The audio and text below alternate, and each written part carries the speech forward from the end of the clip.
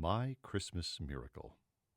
For many of us, one Christmas will stand out from all the others, the one when the meaning of the day shone clearest. Although I did not guess it, my own truest Christmas began 6 months earlier on a rainy spring day many years ago in the bleakest year of my life. I was recently divorced, I was in my 20s, I had no job, was on my way downtown to make the rounds of the employment offices. I had no umbrella, for my old one had fallen apart and I could not afford another one. I sat down in the streetcar, and there against the seat was a beautiful silk umbrella with a silver handle inlaid with gold and flecks of bright enamel. I had never seen anything so lovely. I examined the handle and saw a name engraved among the golden scrolls. The usual procedure would have been to turn in the umbrella to the conductor, but on an impulse, I decided to take it with me and find the owner myself. I got off the streetcar in a downpour and, thankfully, opened the umbrella to protect myself. Then I searched a telephone book for the name on the umbrella and found it. I called, and a lady answered. Yes, she said in surprise, that was her umbrella, which her parents, now dead, had given her as a birthday present. But, she added, it had been stolen from her locker at school. She was a teacher.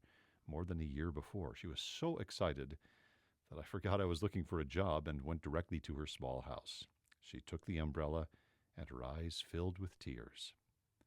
The teacher wanted to give me a reward, but, though $20 was all I had in the world, her happiness at retrieving this special possession was such that to have accepted money would have spoiled it. We talked for a while, and I must have given her my address. I don't remember. The next 6 months were difficult. I was able to obtain only temporary employment here and there for a small salary, but I put aside 25 or 50 cents when I could afford it for my little girl's Christmas presents. It took me 6 months to save just $8. My last job ended the day before Christmas. My $30 rent was soon due, and I had $15 to my name, which Peggy and I would need for food. She was home from her convent boarding school and was excitedly looking forward to her gifts the next day, which I had already purchased. I bought her a small tree, and we were going to decorate it that night.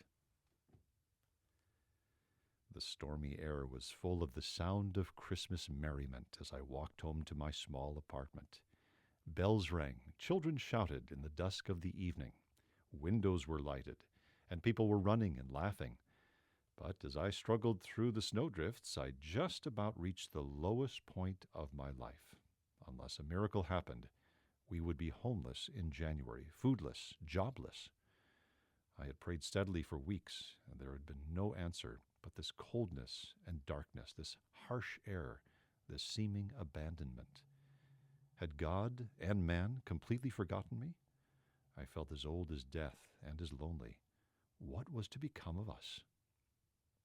I looked in my mailbox. There were only bills in it, and 2 white envelopes, which I was sure contained more bills. Entering my home, I stood in the hallway and cried, shivering in my thin coat. But I made myself smile so I could greet my little daughter. She threw herself in my arms, screaming joyously, and suggested that we decorate the tree immediately. Peggy was not yet 6 years old. She had proudly set our kitchen table for our evening meal, put pans out and the 3 cans of food which would be our dinner. For some reason, when I looked at those pans and cans, I felt broken-hearted. We would only have hamburgers for our Christmas dinner and gelatin. I stood in the cold little kitchen, and misery overwhelmed me.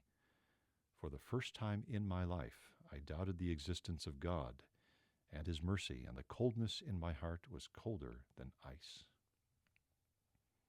The doorbell rang. It was a delivery man, and his arms were full of big parcels, and he was laughing at my child's frenzied joy as she stood beside me at the door. "This is a mistake," I said, but he read the name on the parcels, and they were for me. When he had gone, I could only stare at the boxes. Peggy and I sat on the floor and opened them. A huge doll, 3 times the size of the one I had bought for her. Gloves, candy, a beautiful leather purse. Incredible. I looked for the name of the sender. It was the teacher, the address simply California, where she had moved. Our dinner that night was the most delicious I had ever eaten. I could only pray, "Thank you, Father." I forgot I had no money for the rent and only $15 in my purse and no job. My child and I ate and laughed together in happiness. Then we decorated the little tree and marveled at it.